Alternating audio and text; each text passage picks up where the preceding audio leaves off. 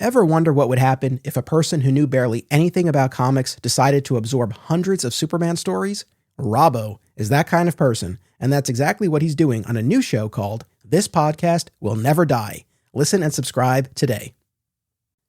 Single Bound is a new podcast hosted by married couple Amy and Logan as they review single issues of comics. And if the title makes you think of Superman, you're not alone, as the Man of Steel is a regular topic of discussion. Listen and subscribe to Single Bound on Spotify and YouTube.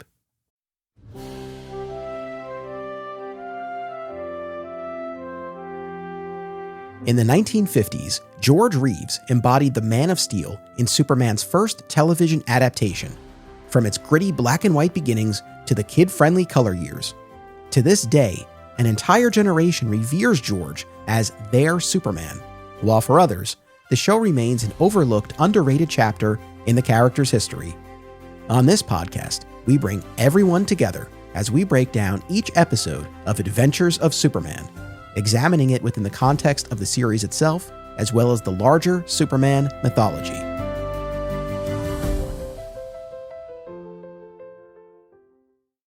Welcome to another exciting episode in the Adventures of Superman. I'm your host, Anthony Desiato. Joining me to discuss Season 4, Episode 9, Dagger Island, is one of the hosts of the All-Star Superfan podcast, returning guest, Rob O'Connor. Welcome to Season 4. Anthony, I found the diamonds. I'm going to be rich. No, I'm just kidding. There you go. All right, so this episode features a treasure hunt between relatives on a tropical island that proves dangerous when one of them will stop at nothing to win the prize. It aired on May 19th, 1956, written by Robert Leslie Bellum, directed by Phil Ford. And our guest cast includes Dean Cromer as Mickey, the cab driver, Myron Healy as Paul, the playboy, Ray Montgomery as Jeff, the underpaid college instructor, and Raymond Hatton as Jonathan Skagg, a.k.a., and spoiler alert, James Craymore. Overall impressions of this one? I mean, it's interesting and it's unique. It's very, very overwritten. I think there's too much going on. It's very dense plot. I tell no word of a lie. I had to watch this 4 times in order to fully understand and comprehend what was going on, because it's just so packed full of plot, and it really and you know, I don't know about you, but like I find George Reeves' Superman to be kind of a relaxing show to watch sometimes, and you know, I turn my brain off sometimes when I'm watching it and I just let it wash over me. But with this episode, you can't do that. You have to actually listen to every single line of dialogue because there's so much going on. And I think it's an interesting failure, but I think it's a bit of a mess of an episode. I'm not going to lie. I hear you. I agree with you, right? But you really have to be dialed in when you're watching. And I feel for myself, especially with preparing for this one, I was a little on the tired side when I was watching, and a bunch of times like, all right, I got to rewind. I got to watch this scene again. So I only watched it once to prep all the way through, but like in that watch, I think there were multiple scenes I went through multiple times because I was rewinding. It was interesting. It did not come together for me the way I feel like it needed to, but there were interesting pieces there. And not to get hung up on this, but one of the biggest things that I just kept coming back to is, what is the Daily Planet engaging in here? What is the Daily Planet? And why are the star reporters being sent as umpires? Madness. Yeah, I mean, we'll get into all of it, but Perry White is the executor of this wealthy man's will, and there's all this business about the treasure hunt. And yeah, Lois and Clark are sent as umpires, and Jimmy they just toss in there as well as a freebie, I suppose.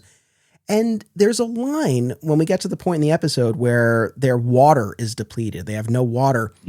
There's this talk about how they're going to be there for a week. Like, a week? You're sending your only 3 workers we ever see in this show to this island to referee a treasure hunt for a week? I mean, I guess they're expecting a great story when all of this is done, but wild.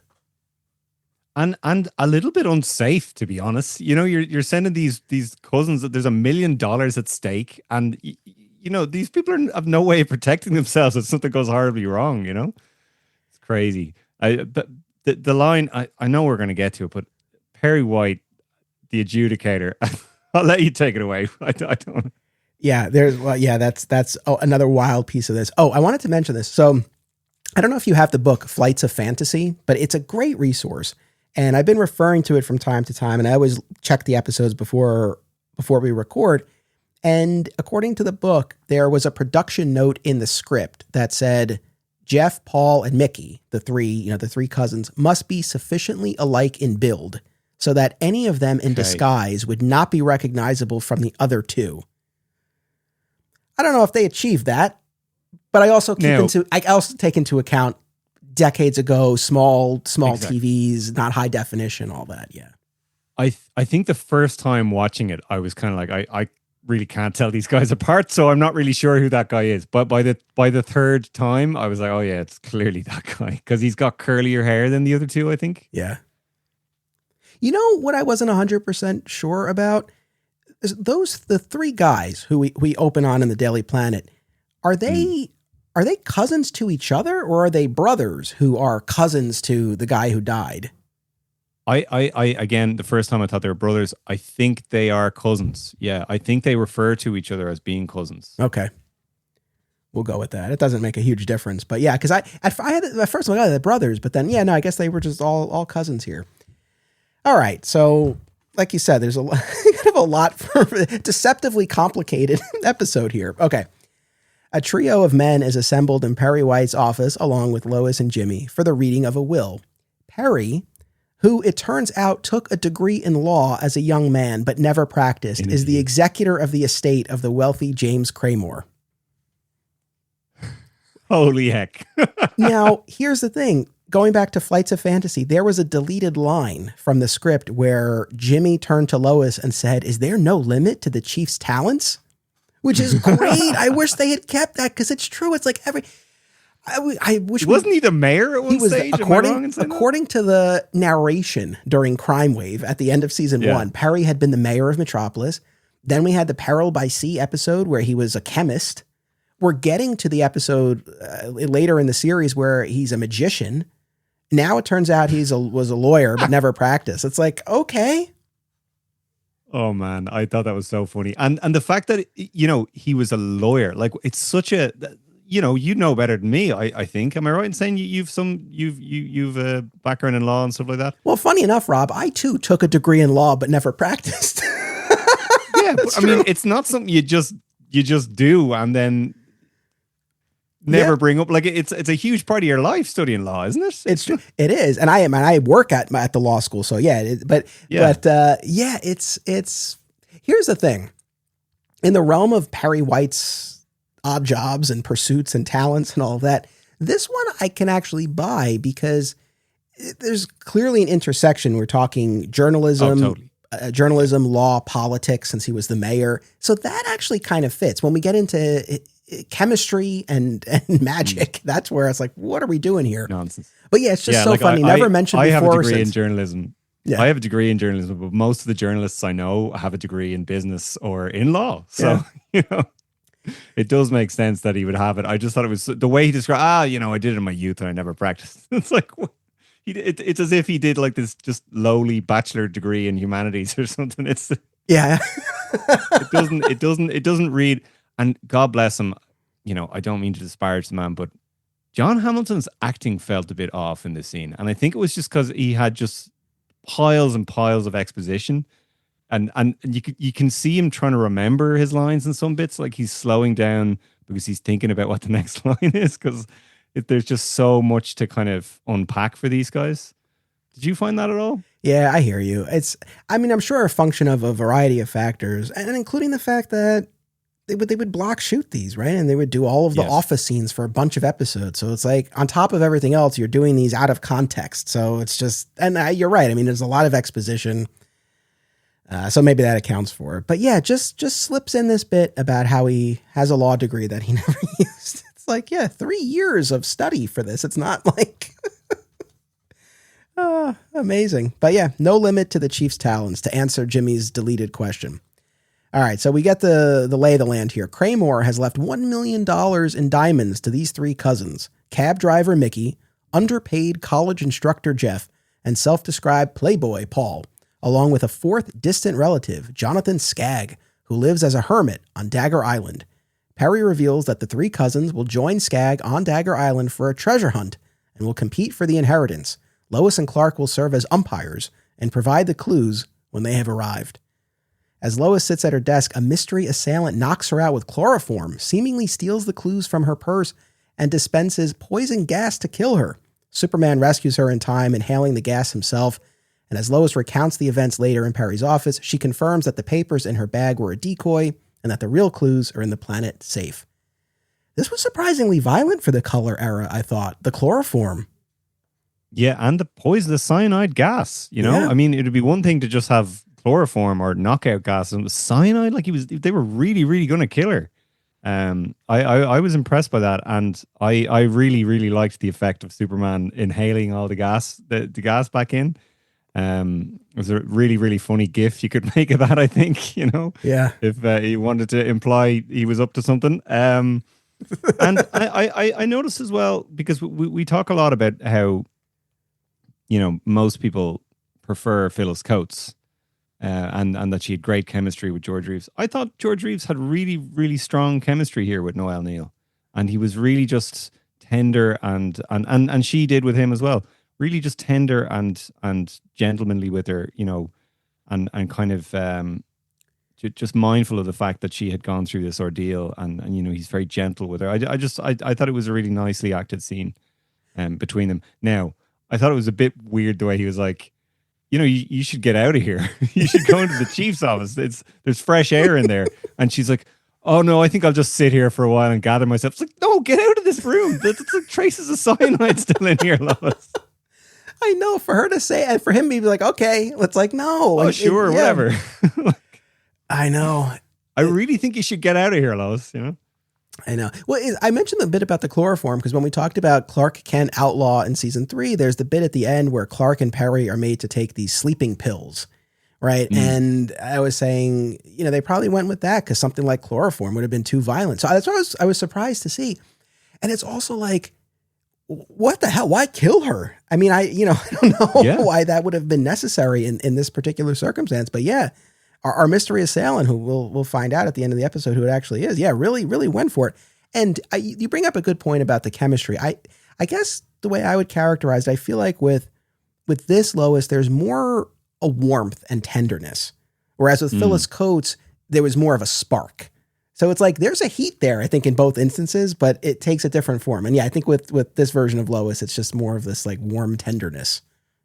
You know? Yeah, this is a little bit off topic, but I do wonder, was it less of an actor thing and more of a Robert Maxwell versus Whitney Ellsworth thing?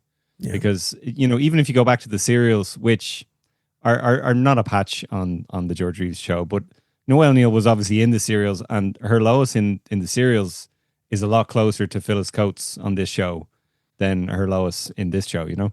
So I kind of wonder, what was it, an executive decision to make her more sort of the matronly, downtrodden housewife type character that she plays in this, as opposed to, you know, the go-getter reporter that Phyllis Coates played, you know? Yeah, no, that's a good question. The party arrives on the tropical Dagger Island and meets the reclusive cousin Skag, who nearly shoots them. The next morning, they discover that someone has emptied their supply of water. Skag shares that rainwater collects in the ruins of a Spanish fort, but that it's too dangerous to access. Clark volunteers and then changes to Superman. When the fort is a bust, he flies through a rock formation to create a spring.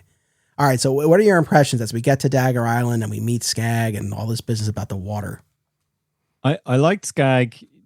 Fun actor, nice, a couple of kind of memorable little lines and acting choices he makes and stuff like that. The thing with the water really felt like they were just padding out the episode a little bit, I thought. I mean, it does set the scene of where they are and how remote the whole situation is and how dangerous it is and stuff like that. But it doesn't really amount to anything other than we get a fun scene of Superman digging a trench. Like, you could take all of that out and just skip ahead to the treasure hunt business, and it wouldn't affect the episode at all, I think. And it might even let some of that stuff breathe a bit better. So, you know, upon rewatching the episode, I was like, do we need this? You know? I agree, because it's also like, I don't know. Yes, it's an act of sabotage. I don't know how it gets the culprit any closer to the diamonds. I guess it's that if everyone is deprived of water, maybe they'll leave, and then it'll leave the guy who wants to steal all the diamonds alone on the island, which does come up again then. So maybe that was the idea. Yeah, I mean, maybe. Yeah, that. But I is it know. even an option for them to leave? Question mark. Yeah, that is a good question. Because there's this business about them being there for a week. Is it that they're not being picked up for a week? Yeah, I mean, I guess, I'll go with that, right? I assume there's not a ship that's just waiting there for them, that they were dropped off and they'll be picked up in a week. The other question I have is, it becomes a point in this episode, especially you get to the very end, Jimmy's last line is like, we did it all without Superman. This business about Clark operating as Superman in secret. Like we see it here with the water, and then we'll see it later when Jimmy's being attacked and they're throwing rocks at him. I mean, I don't know. Why do you think it even mattered that whether or not they knew Superman was there helping them? I guess it's they always suspect that Clark is Superman. So if anything looked too suspicious, then it would be proof. And I did think that with the water, it was like, well, he could just fly off and fill the water back up. But then that would be a clear thing of they could point to him and go, well, how did the water get filled back up again? You're obviously Superman and you flew off and fixed it, that's the only way I read into that. But yeah, it was a bit contrived. It's like they've no way of so they've no way of contacting anyone. So then therefore they must not be able to leave then. They must be stuck. Right. There. So again, it doesn't make sense. Why is he doing this? Yeah. And I agree Does he that kill them all. And then I don't know. Yeah, I don't know. And I do agree that why Superman operates in secret here is, you don't want to pull at that thread too much about him showing up in this remote location. But I don't know. I feel like we've had so many instances where every time they're on location somewhere, Superman shows up. But it's fine. It ends up becoming a fun bit. Whether you're an independent filmmaker or you just love movies, don't miss these New Jersey film festivals. Brightside Tavern in Jersey City, Hang On to Your Shorts in Asbury Park, and Round Reel in Bloomfield. Submission information for filmmakers can be found at filmfreeway.com. Fat Moose Comics, established in 1982, is New Jersey's best and oldest comic book store. Moose has that rare old-school comic shop feel and camaraderie, yet also remains a welcoming space for new fans. Visit them in Whippany or reach out via the Fat Moose Comics Facebook page. If you have children and are looking for a family-friendly store, look no further than Aw Yeah Comics. Visit one of their 3 locations, Harrison, New York, Muncie, Indiana, or Skokie, Illinois, and check out awyeahcomics.com for more. Their name says exactly how they feel about it. Aw yeah! My love of the TV series Smallville is well documented, and there's one rewatch podcast that's always at the top of my queue. Zach Moore's Always Hold On to Smallville, which continues with more great Smallville and Superman talk now that their series rewatch has concluded. Listen wherever you get podcasts. Going back to that Flights of Fantasy book, there was a whole deleted scene the night before the discovery of the missing water. And as memory serves, Lois and Jimmy are kind of like spying on Clark and Skag. And Skag is offering Clark money for the clues. Like he offers to cut him in on the diamonds if Clark gives him the clues in advance. And Clark refuses, and then it turns out that this was all a test by Skag. And Lois and Jimmy are observing the whole thing. So, I mean, maybe this was a good cut. I don't know. Maybe it would have been better than the water business. I'm not sure. But there was that kind of that piece there that was in the original script. I just wanted to mention. Yeah, I mean, I don't know what that would serve, testing the moral fortitude of Clark Kent in this when he has nothing to do with the overall treasure hunt except be an umpire. So it makes sense to cut, I think. Yeah, I mean, I guess it shows more about Skag himself, but even then, I don't know how far that gets us. So, all right, so we have all that business about the water, and Clark brings them to this spring that he claims he just found, but of course, as Superman, he had created. Later, Clark begins reading the clues, which are in verse and allude to the captain's palm tree. Jimmy shares a tidbit about that phrase referring to white palm trees. Skag leads them to one on the island. Though when they get there, Jimmy reveals to Lois and Clark that he had only made that up to get the ball rolling. What the heck is that? What was that? It's like the writers just gone, we'll make sense of that later. And they never made sense of it.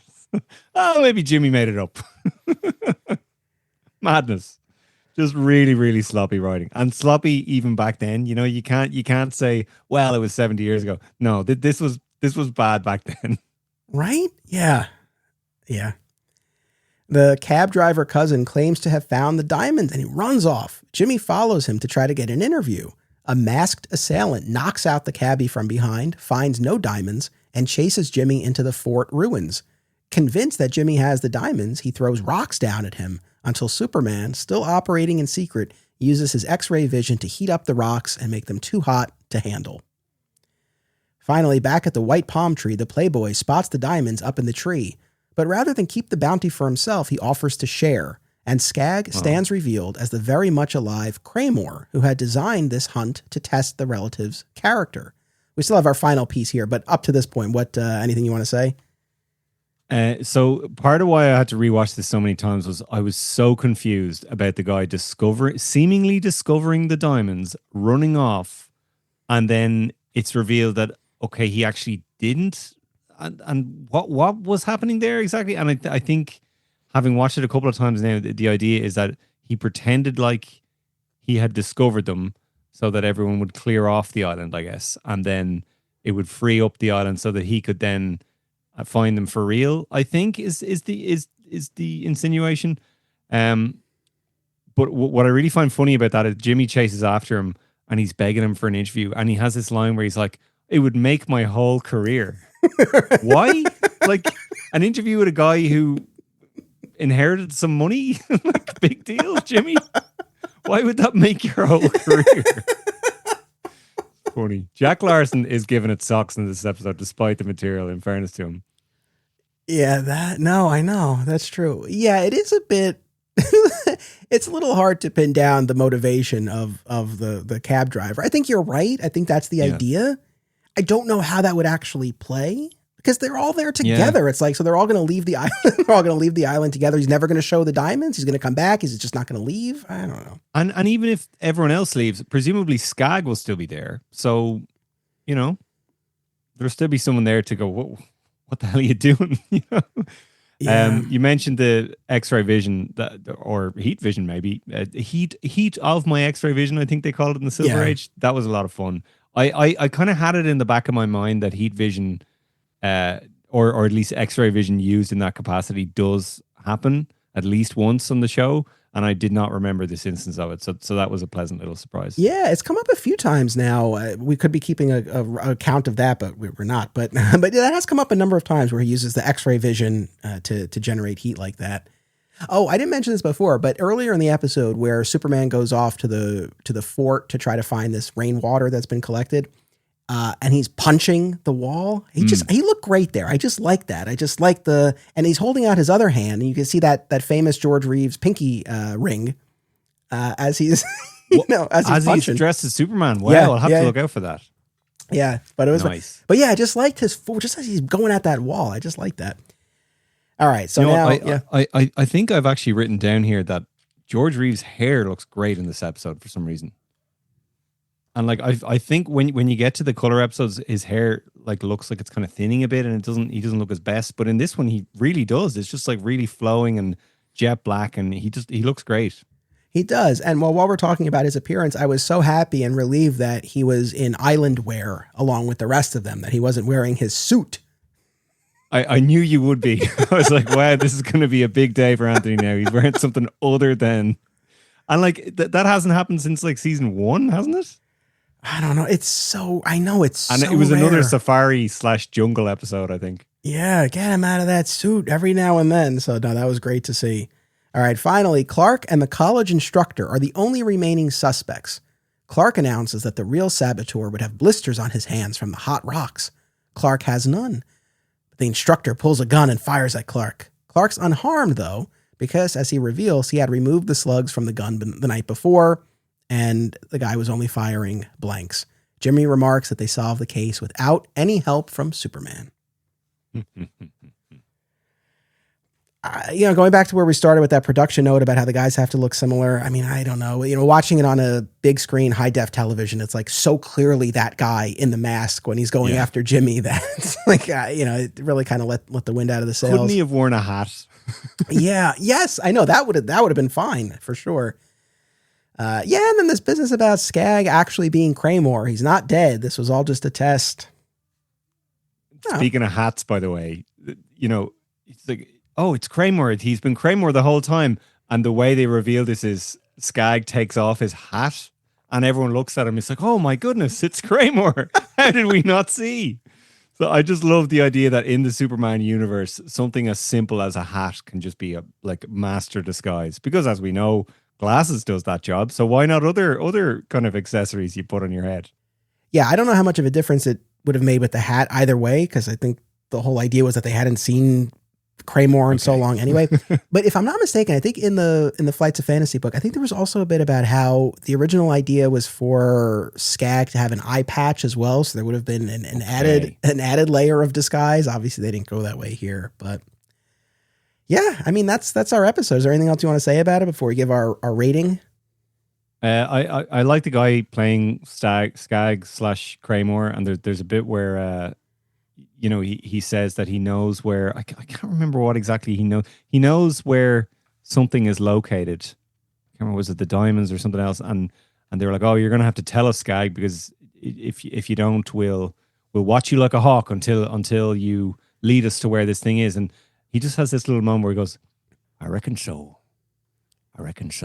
And it was just a lovely, subtle bit of acting, and it just kind of stuck with me afterwards. I thought it was nice. Yes, it was a bit about the tree, the white palm tree, because he's like, I know where that is. And they're like, oh, this was the last thing I was going to say. I think this actually tracks, though, because I was really having a big problem, this bit about Jimmy making up the fact that the captain's palm tree refers to this white palm tree, and that's ultimately where the diamonds are found. But presumably, and I'm going to ask your take on this, I mean, presumably after the cabbie pretends he has the diamonds and they all scatter, I'm assuming at that point, Skag then hides the diamonds in the tree. Okay, that's interesting. That makes a lot more sense. I think it has to be that. Otherwise, the coincidence would be insane that Jimmy makes up this bit about the white palm tree, and that's also where he had happened to hide the diamonds. So I think when they scatter at that point, I think that's when Skag then hides them. I hope that's the case. Otherwise, I really have a problem. And that obviously means then that the clue meant something completely different originally in your theory. I'll buy it. I'll buy it more than just Jimmy just had this random idea. Jimmy saying, oh, well, I don't know, I just wanted to get the ball rolling. It reminded me of, are you familiar with the film The Room by Tommy Wiseau?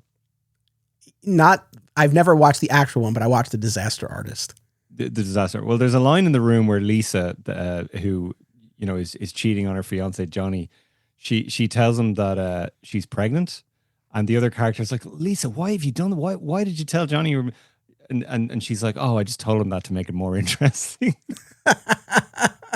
And Jimmy's saying that, oh well, I just wanted to get the ball rolling. It's essentially the same thing. I just thought it might be fun. I made it up. Yeah, I don't know. Nonsense. Yeah. All right. On a scale of 1 to 5. God bless him, Jack Larson commits to it. He sure does. All right. So how many Great Caesar's ghosts are we giving this one?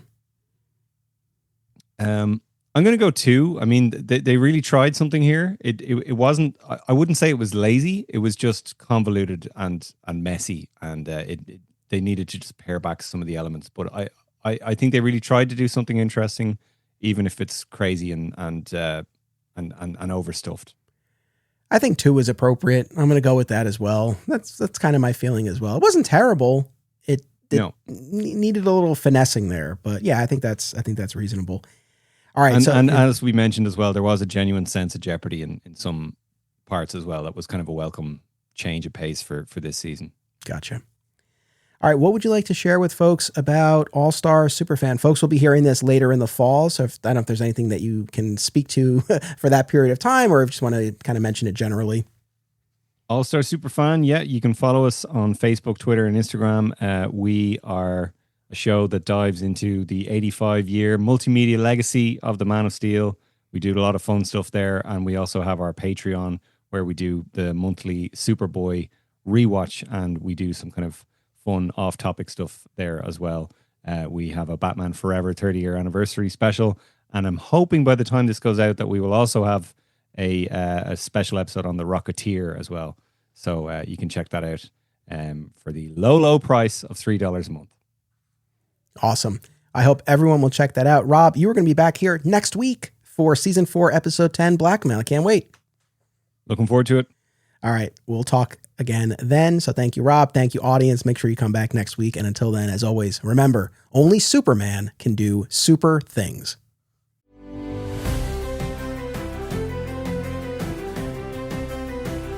This podcast is an affiliate of BCW Supplies. The next time you need to restock on comic book bags, boards, boxes, and more, be sure to use promo code FSP to save 10% on your order. That's FSP for Flat Squirrel Productions. It helps support the show too. Thank you. Another way to support the show and receive exclusive content, including the spin-off podcast Beyond Metropolis, is by becoming a member at patreon.com/Anthony Desiato. My sincere thanks to all patrons. Please subscribe, rate, and review today via your podcast platform of choice, and continue the conversation by joining us on social media. Flat Squirrel Podcasts is also home to Digging for Kryptonite, a Superman fan journey, a long-running weekly series mining Superman's vast mythology across time and media. Subscribe today. Another exciting episode is a Flat Squirrel production. Key art by Greg Schiegel and theme music by Dan Pritchard.